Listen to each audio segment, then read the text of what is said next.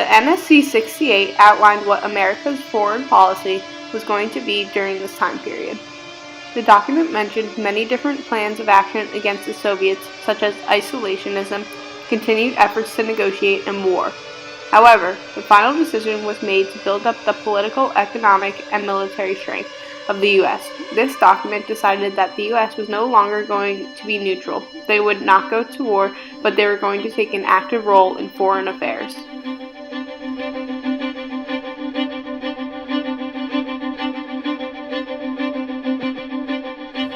In the years between 1945 and 1949, before the Soviet Union developed its first nuclear weapons, the United States faced a very serious question.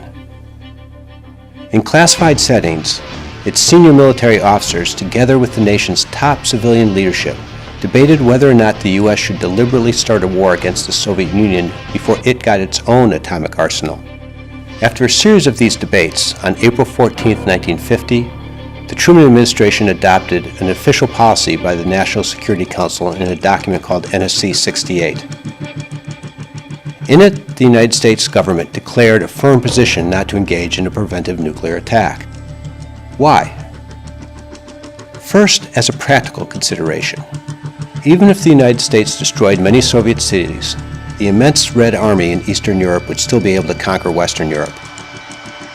And then we would have to fight another world war, a long and difficult struggle resulting in tremendous loss of life and property. Second, there was also a strong moral consideration.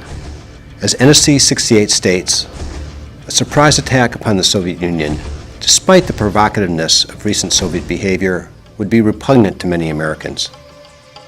Although the American people would probably rally in support of the war effort, the shock of the responsibility for a surprise attack would be morally corrosive.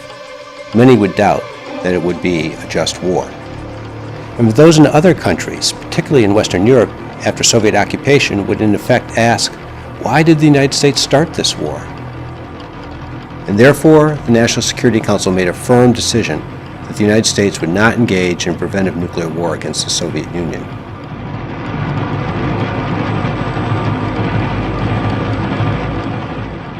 The NSC 68 document was important because not only did it create a new foreign policy for the United States, but it allowed the U.S. to start playing an active role in other countries in order to stop the spread of communism. This new foreign policy was completely opposite of George Kennan's containment policy. The hope was to put pressure on the Soviets in order for them to change their ways in their country and to stop the spread of communism around the world. The NSC 68 built up the military, and the economy was now focused on war. This even led to the start of proxy wars.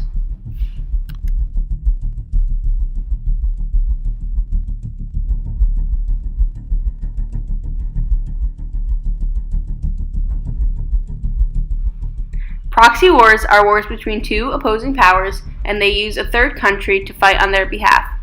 Two examples of this are the Korean War and Vietnam War. So in a way, we, the United States, were indirectly fighting the Soviets in these two wars. This followed the policy set by the NSC 68 document because the US and the Soviets were preventing war between themselves, but the US was still fighting communism.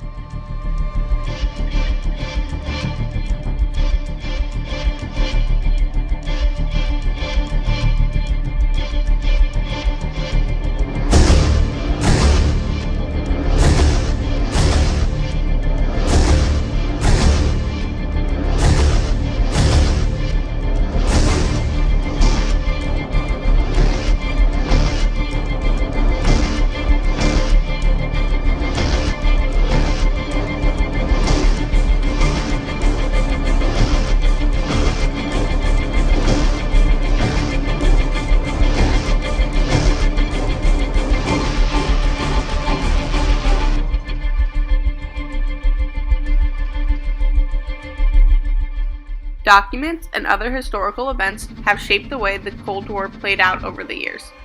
The biggest fear in America during this time was the threat of nuclear war. We have come close in history, but let's do anything we can to prevent nuclear war.